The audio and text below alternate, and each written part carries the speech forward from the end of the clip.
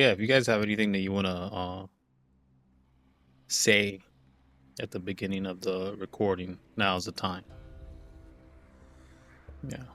Well, well, based on what I remember of last session, Mm-hmm. we we had just flown in to the outskirts of the city.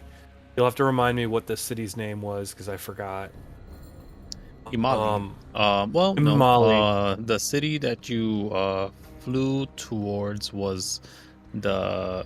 You got close enough to the tip of the spear of Ayala, or the spear, or the tip of the spear. Usually, what its moniker is for the locals. But you did not arrive to it. You just let people off, and then you saw vehicles like arriving to pick up the denizens that you are letting go. I'm assuming that everyone other than the crew is being let go. There are a couple, I want to say about 60 different people, give or take, that want to hang around, at least be part of like the the the fighting. They seem to be they seem to revel in battle. Some of these individuals, some of them are alien like to you, Thrycreans, others tall elves, almost tree like, and again a plethora of individuals and races, lineages, whatever. But there are several people that wish to stay. It's up to you guys to decide if you allow them or you tell them that, you know what, we'll meet you in Imali, and then we'll vet you properly later. But again, it's for you guys to decide that. I think that I don't mind if we let some of the refugees stay, especially if some of them are more like adventurous types. Maybe people that are guildsmen and things like that who want to ride along, at least as far as Amali. Um, as far as that goes, I think the rest of the refugees are going with the one guy, right? The dragon dude. So yeah, Alito Urdum is going with you, Lito. but he is definitely um going to lead people along with technically the his dragon wife. His wife is a dragon. She did come down. They were introduced as Siri. Siri. Yep, exactly. Um, they Finally, a name I remember. yeah. And they basically haven't been seen for a while, ever since like you guys started collaborating with Lito Urdum. If it almost the essence is as if she was guarding him, and then the moment, oh, we're allies, you're allies, there's no need for guarding, let's go take care of business now. And there seems to be a lot of movement already on the surface, under your, just below you on your nadir. Can't really And see I what's know that happening. Hmm. when we last talked to them too, we kind of struck up an agreement where we're going to try and find the pieces Hmm. to the trident, and it seemed like Leto thought we were okay, but his wife didn't really seem to take a very good shining to us. She didn't seem very trustful, or I maybe don't not think he was necessarily impressed. distrustful of us. Yeah, she wasn't. Yeah, she wasn't overly impressed with us, Yeah, and we Who can blame did her? decide that we were going to she likes one of you use. guys for sure, but the rest of you, she's not too sure, which is ironic, Well, I think, a little bit. and it's funny too because we kind of came up with this plan that first we're gonna try and threaten this mega dragon to basically say, "Oh, we have the weapon that can kill you, so either stand down, let basically the people here do what they want, or we're gonna end you We'll with kill what we you. got." Yeah. Yes. So an addendum to So that, I will say, Little Urdum has talked to you guys. You and Little Urdum have all been having conversations in a very casual manner, and you haven't had a time to sit down personally, you and them, other than that first time. So every other time it's been like with every conversation with them specifically, sorry that I'm rambling, he specifically he would, you know, chat and take care of business with you or whatever it takes. And every moment, every couple seconds, sometimes it's a breath of air to see a minute or two pass by without someone not standing behind him waiting for that conversation to stop. He turns around, he listens to what they say in a whisper, or he gives them something to he would pull something out from like a bag and like hands it out. Like he's just doing random business in front of you that has no context at all. It's a little jarring but very politician like, and you're getting the essence that it drives him a little nuts, but it is occurring maybe a little too occasional. I'm talking about like Aarakocras flying up to and just flapping and waiting around, sometimes Wyvern being driven by a soldier of some sort.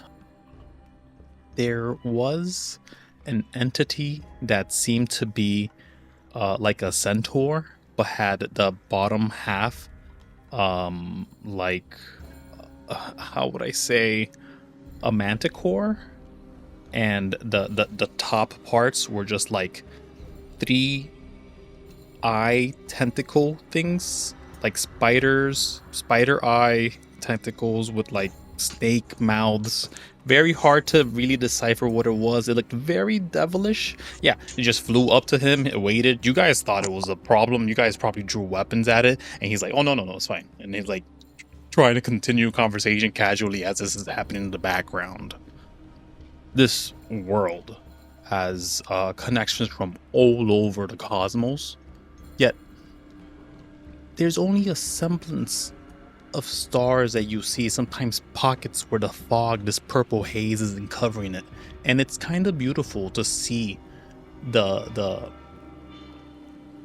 littered sky of both stars and mechanisms. You can tell when it's a blink from an actual monument to the sky versus one that was crafted and then thrown up eventually. But yeah, any talks with Lito Urdum, you guys would have had the chance for a couple of things. Repair your ship, head over towards the entity ASAP, or expedite the search of the items. I think that Ronnie's first thought is that we do need to make repairs to the ship, but I don't want to do it out in the open. I'd rather do it over at Imali, just so that way we can get over there, resupply if we need to, drop anybody who does want to go to Imali off, and then try and see if we can't find any leads on where we're going to find these fragments of objects, because if we want this weapon, we're going to need leads on where each of the fragments are to get it. I do have a question about Leto, though. Mm-hmm. Does Malachite ever go and try to talk politics with him at all? Yeah. Okay. So you'd have to call Princess Malachite over.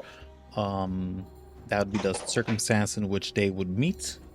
Is that what you want to do? Just bring her over? It'd take like a couple minutes really in this decision time, but it's not nothing. Necessarily that I want it to happen. It's just that I was curious if it ever did. Like, if say that different people approach Leto quite often, and he's always surrounded by like a plethora of individuals, messengers, people going back and forth to him. But I didn't know if Princess Malachite was one of those people that would, because she's a princess, because she's royalty, she's somebody that would want to, I guess, get kind of an ear with this guy. So that's the thing. Litordum hanging around by the fin of the savior, effectively. He's hanging around where there is an airspace available for him to be spotted at all times. It's very, how would I say, the opposite of what like a politician would generally be prescribed as a daily motif. Stay away from windows. Hide under the seats if necessary. Loud noises. No, he's basically targeting. He's making himself just the hugest target in the world. Anybody with a pretty good telescope, and there are many telescopes that would be able to spot him from the ship where you are now. He's obvious of where he stands. It's almost as if he's ensuring that his people can find him pretty quickly. And because of that fact, he hasn't traveled anywhere other than just the tower area, the walkway of the savior itself. So either you'd have to bring him downstairs to Princess Malachite or bring Princess Malachite to him. Would really be the only circumstance in which they'll meet, because they sort of just missed each other when they would have crossed each other. Ironically. And it's funny the way you describe Leto like that, because to me it comes off as somebody who's either one, arrogant, or two, just they're so confident in their ability to keep themselves safe that they not really worried about like somebody like assassins or somebody coming after them. It wouldn't be like the, really ostentatious nobles or, fat guildsmen that Ronny would have been dealing with in his past. Like, yeah, this guy is something different than that, is what that strikes me as. Make an insight check. Victor, you may as well. As you've spent time hearing about Litordum, but never seen his form. Yet there's something to it. Yeah, so Arthur, you'd get this immediately. Ronny, maybe not so much. Let me roll something just to see how much he's trying to hide it from you guys specifically. He's fine. You both of you pick this up. As he stands casual, there's this and again, most of his features are plain. There's almost nothing to exemplify him or sort of distinguish him with another dragonborn or lizard folk or what have you. And while Litordum is a lizard that seems to be large in stature, which is a rare attribute in and all on itself, nothing else just kind of is picked up in that regard, besides the one thing. He seems to be forever dodging. He's just constantly, casually dodging in a dodge state. He's prepared and ready for anything to come his way, but knows how to hide it, at least casually enough for the layman. But yeah, you guys picked up on it from the conversations, from the entirety of you talking to him with his wife, from probably the moments he's dropped his act a bit and has actively dodged when he first appeared, at least for Victor. But either way, it's a subtle thing, and it's not an exact disadvantage to attack them, but there's something to make this guy very difficult to hit at the moment, at least as he stands tall. So you mean like physically, the way he's moving is almost as if he's behaving like, for lack of a better bit of analogy, but almost like there's always a sniper scope on him. So he's always just kind of aware of where he is at all times. Is what I'm getting. With your insights enough, I'll give away the game. This guy's a monk, but he does have a bit of a thing where, again, any attack made before his initiative is reduced heavily. Either way,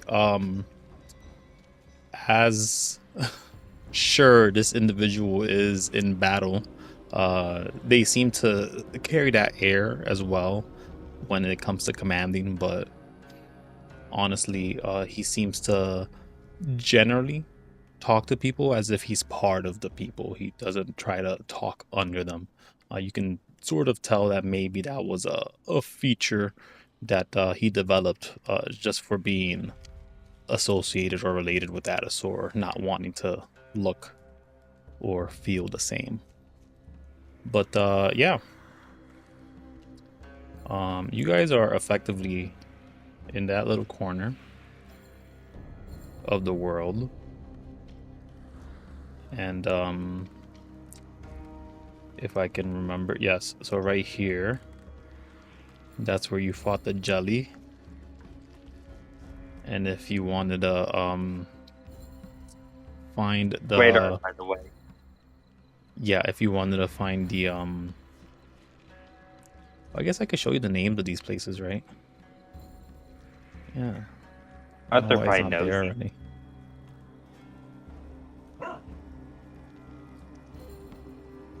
Boom. Look, they all have names.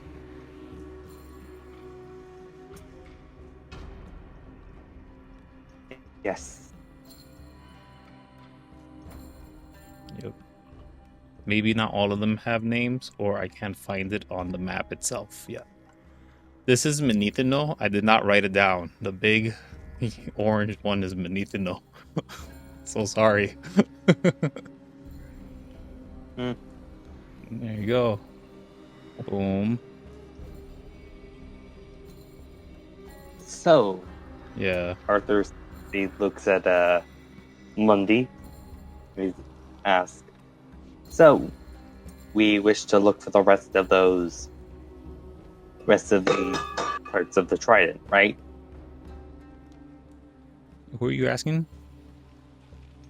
Lito Udam. Okay, yeah. The warden. Yeah, so he would give you the option, because he knows who has the other two pieces. The only problem is they're currently either busy or dealing with their own crap, and are told to hold the pieces apart. They're sort of dangerous altogether because it makes like massive creatures appear to try to steal it to become gods themselves. Is a really weird thing. You know all about this, both of you, in fact. Just not about this item. You're like, oh, so it's like a crest, and then he'll like. Liturgum would probably say, yes, it is a crest. It is a magical item of a powerful origin or sacrifice. Maybe it was catalyzed at some point or crafted by a god. Who knows? Whatever the origin of this thing, it is powerful enough that when it is combined into one, it starts drawing other planar entities, which is always a bad thing. Outer planar? Whatever.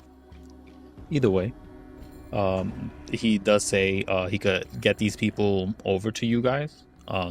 It will take them some time, as they would probably arrive, I will say, just before the final fight, and or chances could be low that something slows them down.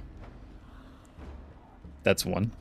But that means you're either probably fixing the ship or going straight up and figuring out where the actual monstrosity is.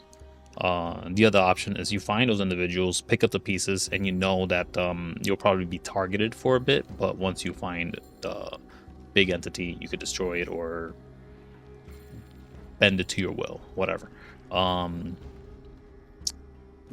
I guess the question that I have regarding all that would be, one, do we know where the creature is? Like, does this dragon have like a lair that it resides in? Yeah, the planet is this layer. It seems to float around wherever it wishes. But that's kind of the best giveaway. We could contact someone.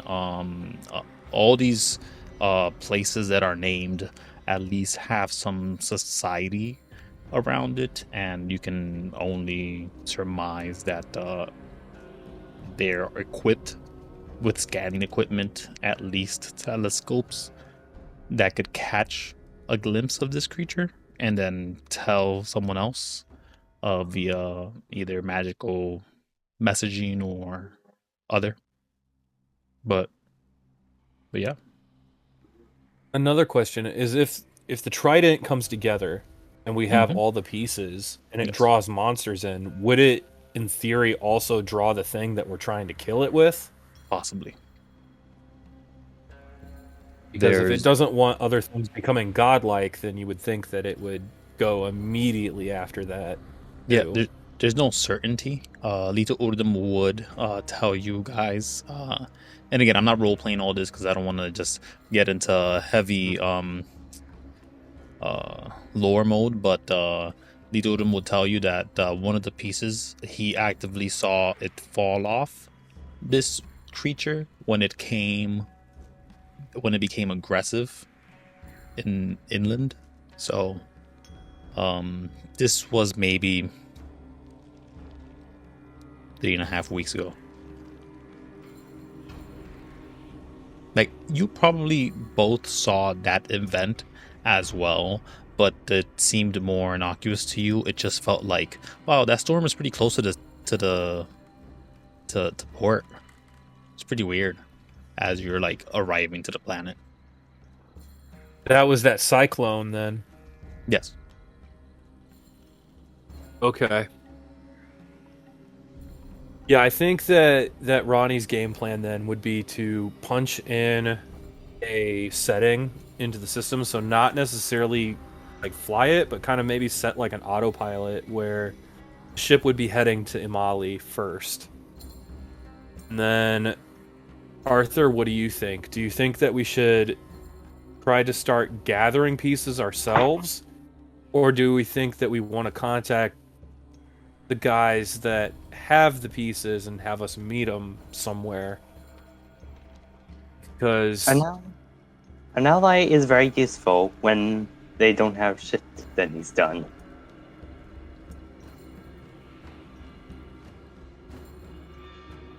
Okay, if we could go for them, or we can head back to Marijuana. Mali? I completely forgot the name. Imali, yeah. Okay.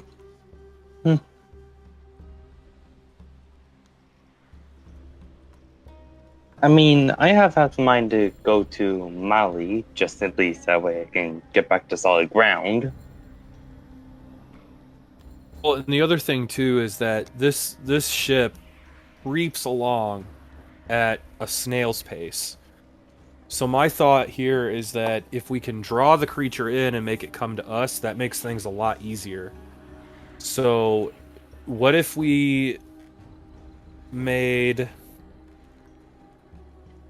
And it doesn't necessarily have to be a Mali, but what if we had a place where we could go that would be fortified, that along with the ship and everything else we had, you know, people, weapons, everything, and plus we have the trident, we lure it in there, and then basically, you know, this is all our guns, this is everything we have against you, let's all fire it off all at once, basically. You know, whether that means a city with ballista or cannons or whatever they have, you know, we could make it, for lack of a better term, like a last stand and take this thing on. But the only thing is I'm sure there's probably civilians that live in one of these cities, so that might be something we would have to discuss with More Leo than likely. later. Yeah, Lito Urdum at this, he's shaking his head saying, you don't want to bring this thing around civilization. If it reaches a populace, it may, well, it will affect heavily the feeble and the young. Probably So those that are basically, empowered could withstand its energies for a while, but not many could.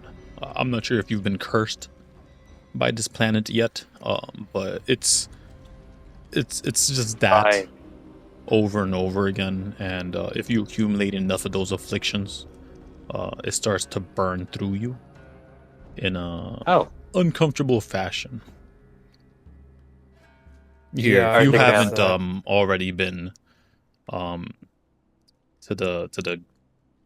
the ground, then I'll be able to fill up your pill allotment, and he gives you each up to 5 pills for the afflictions. So you can only have Nice. 5. So you don't get 5. You had 1, you get 4. Max it is 5. Little case. But he says, yeah, you don't want to bring this around individuals. He does say, I do have an option. We could bring over some of the specialized wyvern. They could. He sort of looks at both of you, trying to size you up, trying to see how much you could possibly weigh. And then he just says, yeah, they'll be able to carry you with a specialist rider. It'd take no problem at all. Unfortunately, none of my space jockeys will be able to assist in this venture, since it technically it's still hindering the ships. Once we stop this this madness from doing that, that'll stop, and I already have orders ready for individuals to fly in the moment they see that the atmosphere has allowed for flight capabilities beyond this. He sort of taps at the platform he's on, indicating this ship is never going to go more than 5 feet per round, or until this thing is defeated. So basically, as of right now, he's offering us some type of steeds that we could use that go faster. Yeah. He says they'd get here in about a couple minutes, if that's the plan. If you decided to seek out the individuals with the trident, they have vessels or capabilities of moving through without the mounts that will definitely die the moment they go into the zone area.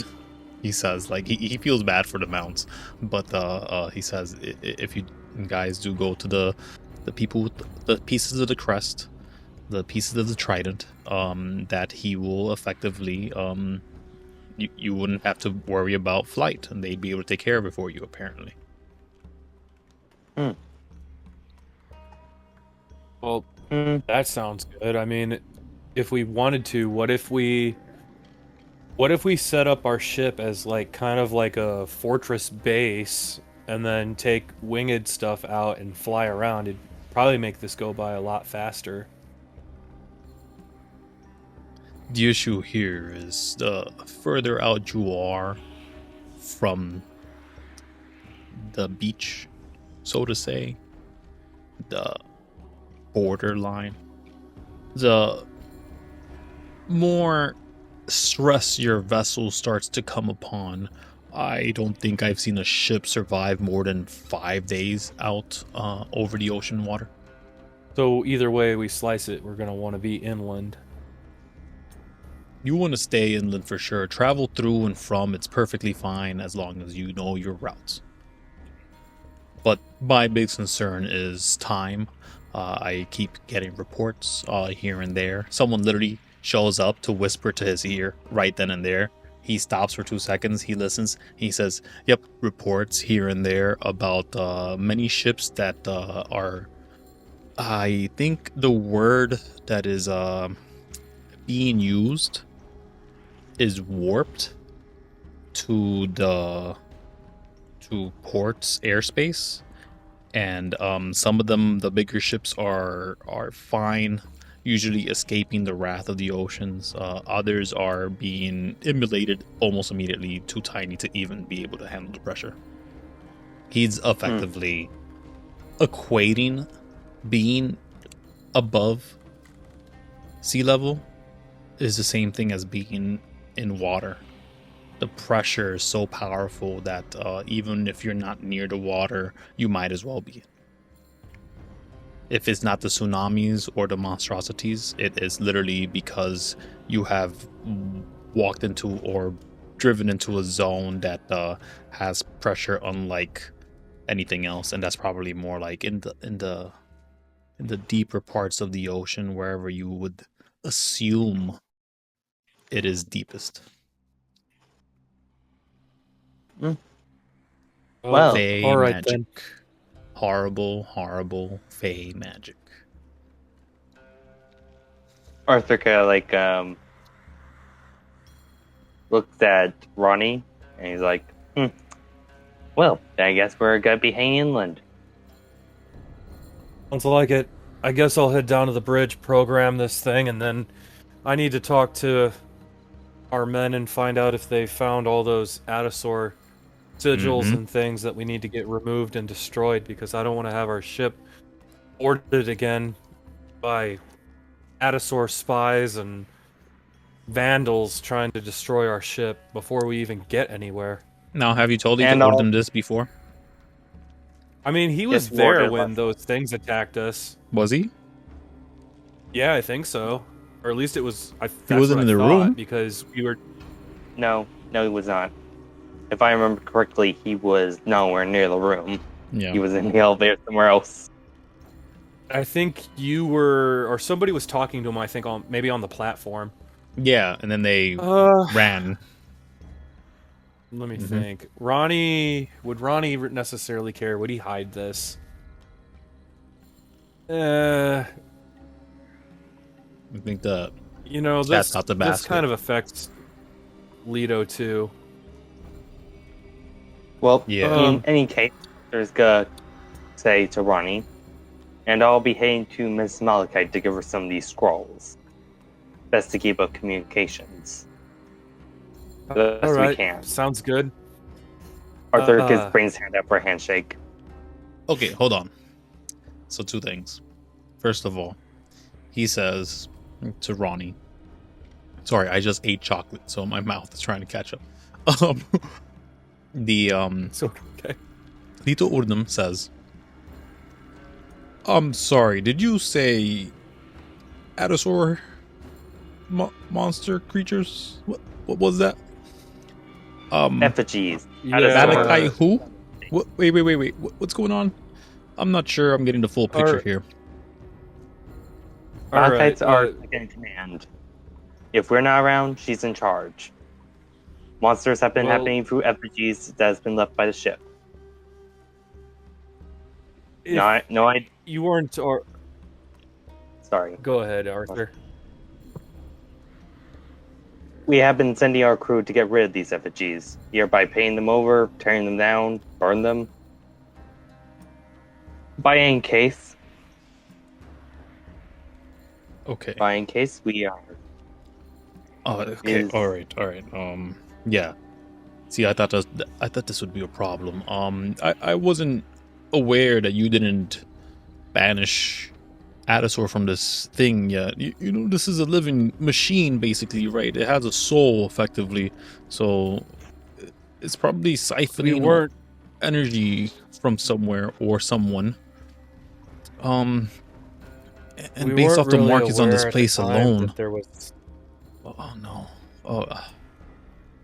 He pulls out like Look, he pulls out like 4 different Seni stones. He looks at each of them meticulously, gets to the 3rd one, looks at the bottom of it, and then starts talking. He says, I'm gonna need the maester to get here as soon as possible. We're over section. He whispers to the stone real quick, very muffled, but and then he takes his hand away. It seems we have a dragon threat, possibly Atasaur threat. Not sure the significance or the power yet. Would be worth checking out. And then he sort of just puts all the stones away back in that small bag that seems to hold an infinite amount of items. He then looks at both of you. To offer us help, then that's great. Listen, when we got this ship, we weren't aware that Atasaur had things on board that could teleport individuals or monsters on board to attack us.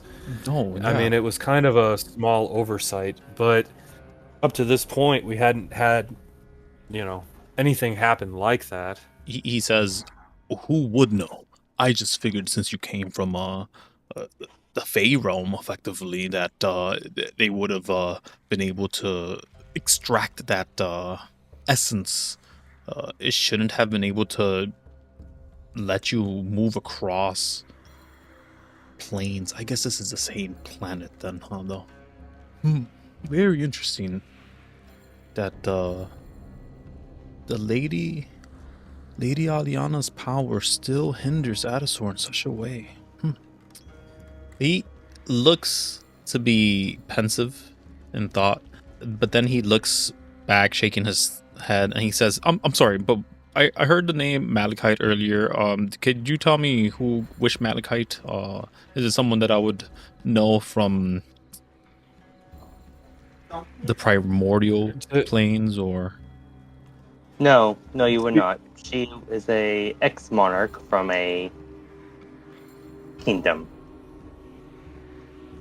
And I their think. first name? May I ask? Well, still trying to work on that one. Or is Malachite their first name? Not quite sure. But We didn't really make questions Okay. about names when we sign people up. Only whether they're competent or not. He pulls out a little disc. It looks like, if anyone's ever seen a mini disc, he just pulls out that. He looks up to the air, and then he puts it away. You're not sure what that is. You guys could make insight checks. Either way. He says, "Yes, please."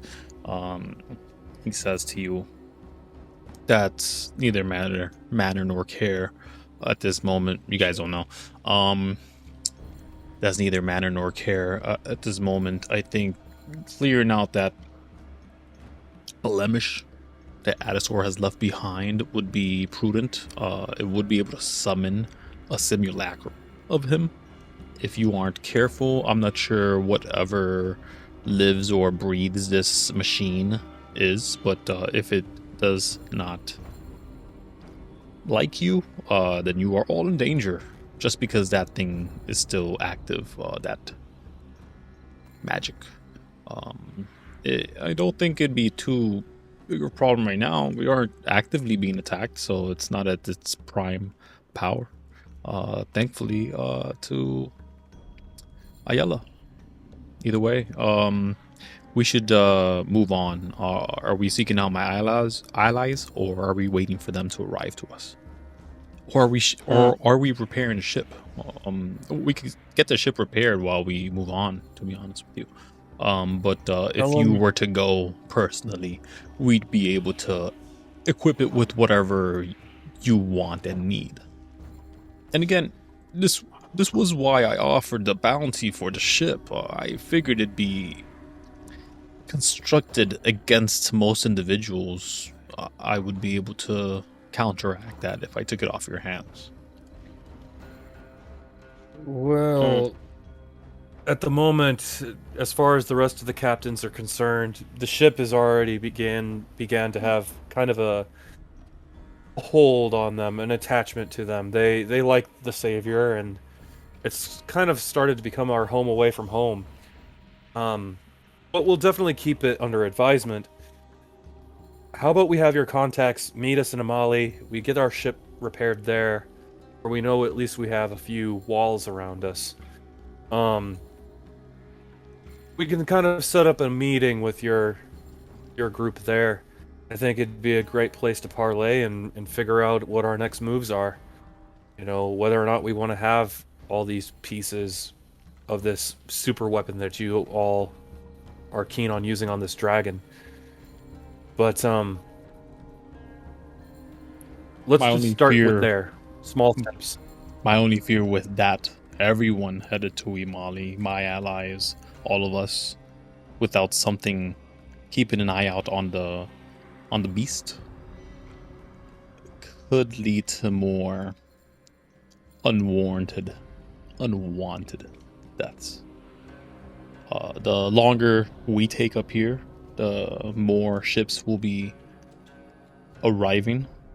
I believe that the reports say, and he sort of pulls out the disc again. He looks for a second. Yeah, the reports, they say that many of the individuals are using a magical key that has apparated from their ship's controls.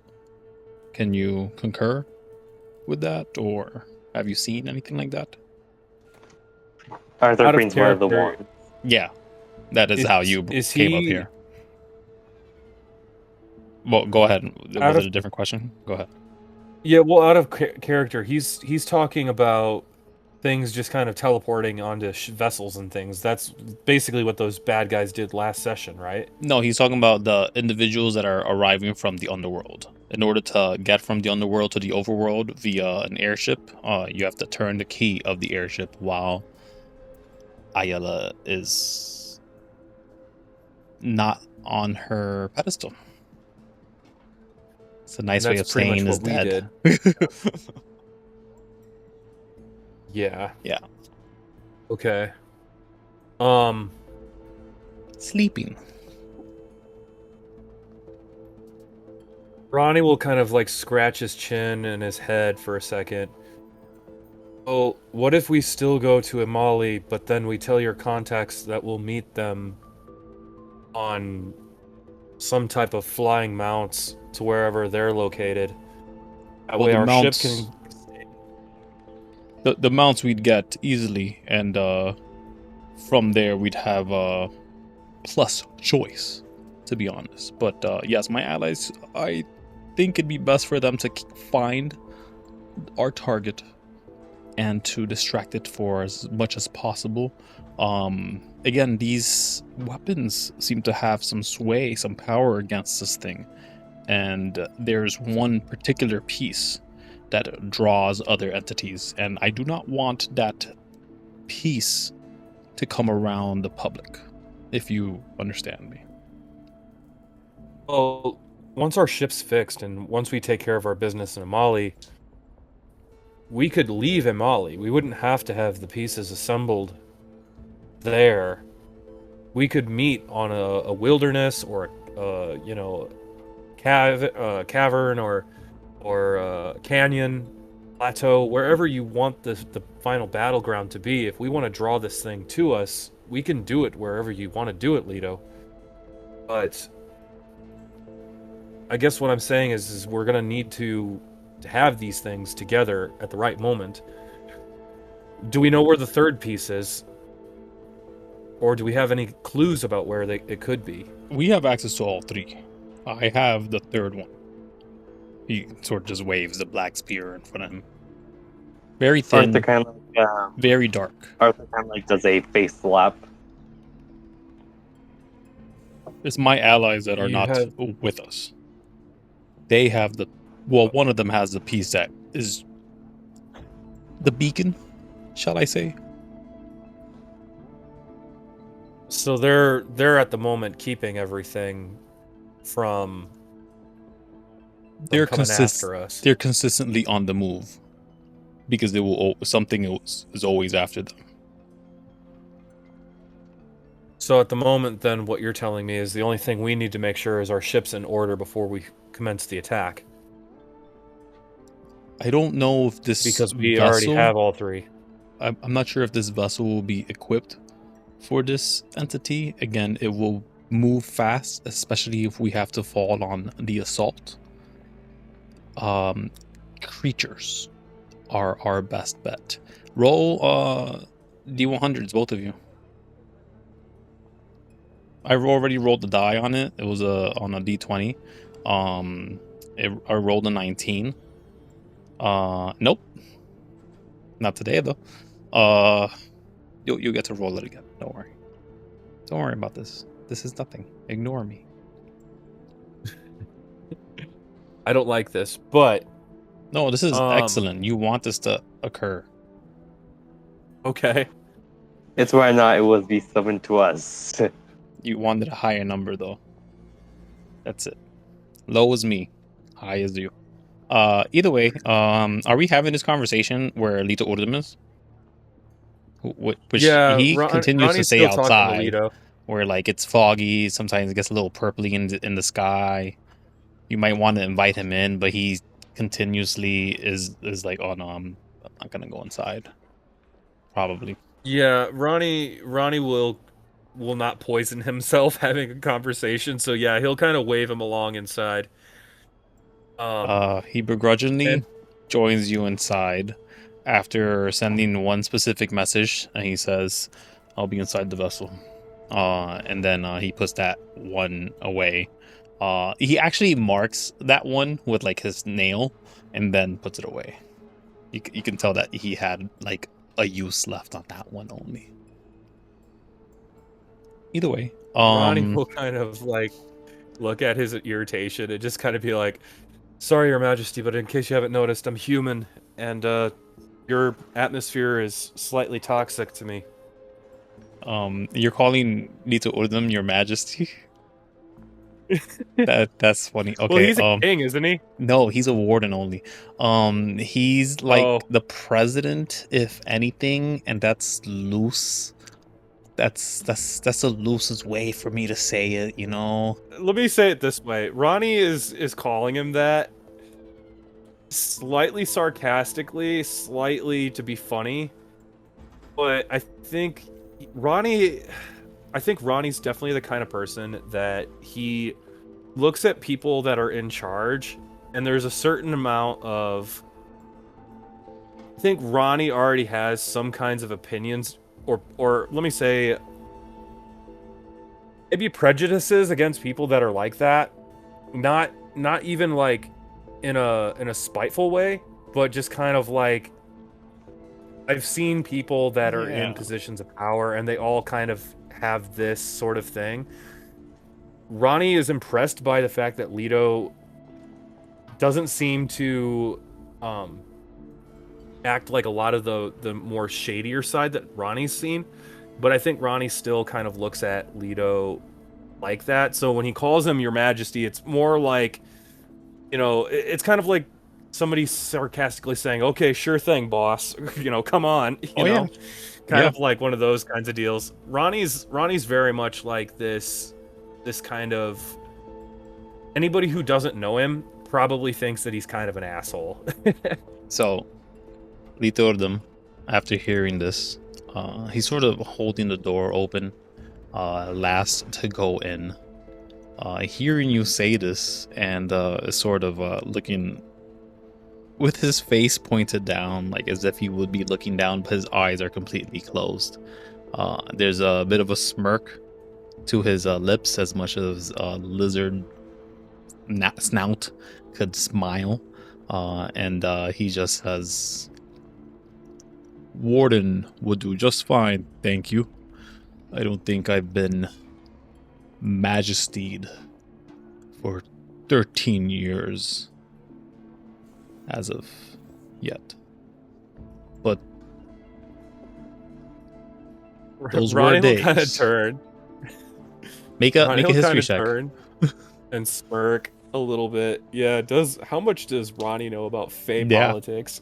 No, not even Fey politics. This is universal politics right now. We're about to get into. Hold on. Yes. So you know that this guy probably stepped over everybody to get into the position that he is in. He cheated, he stabbed, he crawled his way up there. Doesn't act like it, but he must have. Yeah. So in other words, he's probably, at one time or another, he was probably seedy at some point to get where he's at. So he's not too much different than any other noble or I mean someone or rich folk. Someone who shares the moniker as Odilieri the Pirate King, yeah. Like the Warden of the South is his like friend. That has to say a lot. Okay. So he's definitely been. Okay, so what I was thinking is he's on the opposite spectrum of what you're telling me. I thought he was kind of more like official. This guy is probably more so towards. He's officially the president of the cosmos, so to say. But as he is the warden of Port, the warden of the North, the warden of the Cosmos, Odilieri is the warden of the South, the warden of Port, the warden of the Cosmos. They have similar yet secular roles, while his is more face-fronting. Odilieri is hands-on. Arthur kind of like face palms as Roy made that remark. Your Majesty thing. Yeah, he's looking at you specifically as well, Victor, when his eyes flutter open eventually. Sort of a look of disdain, not towards you, but more towards the clothes that you wear. Oh, very sorry to offend you, sir.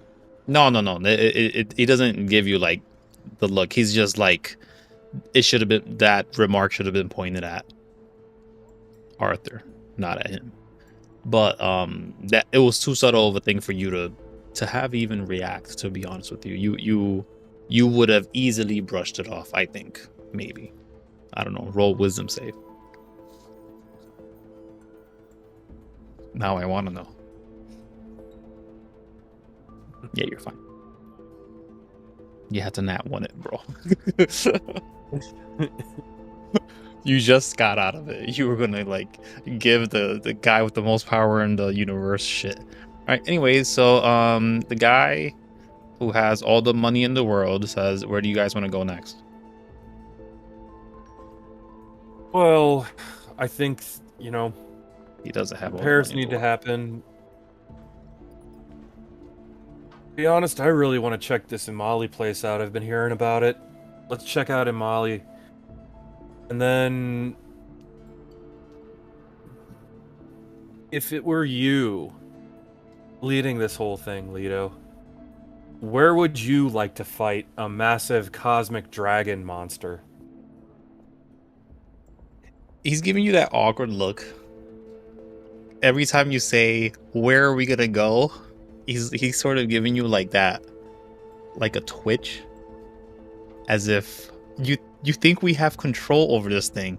And then he says, "Out of all the years that I have spotted this thing, it's been a recluse, most of all, staying away from prying eyes, sometimes pretending to be part of the ocean, part of the horizon.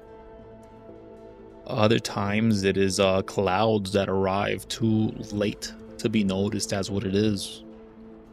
If this thing wants to be spotted, it will be. If it wishes to hide in its home, it will." Where It was we could take it, it'd be by probably making the biggest noise, pissing it off. The most aggressive I've ever seen it was when I had heard reports of, I believe the locals called them its tails. 3 of its tails were destroyed. Apparently seems to have many of these things that seem to cling on to it. If all the tails aren't destroyed, they return eventually and could be found again, but they all seem to be elemental in a fashion.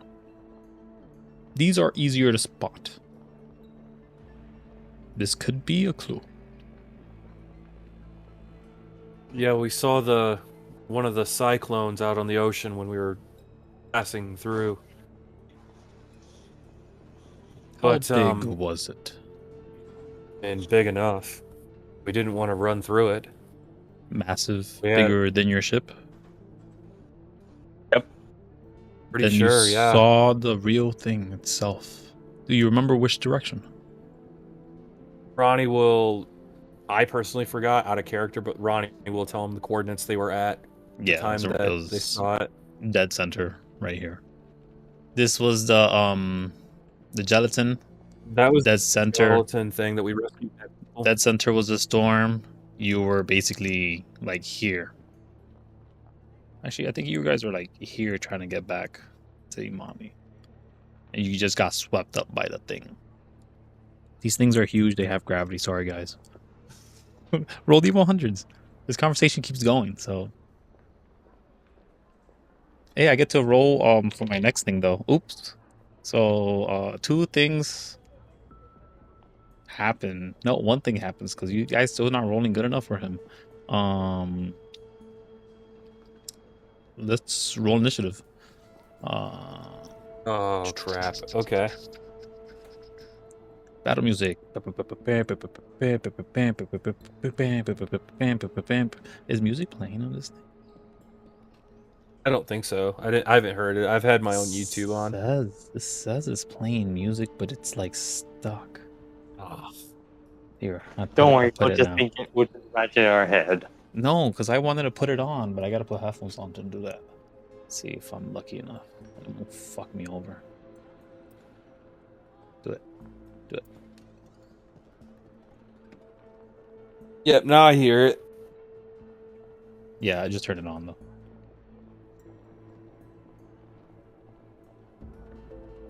Yeah, I hear something, but I don't want that one. I want. No.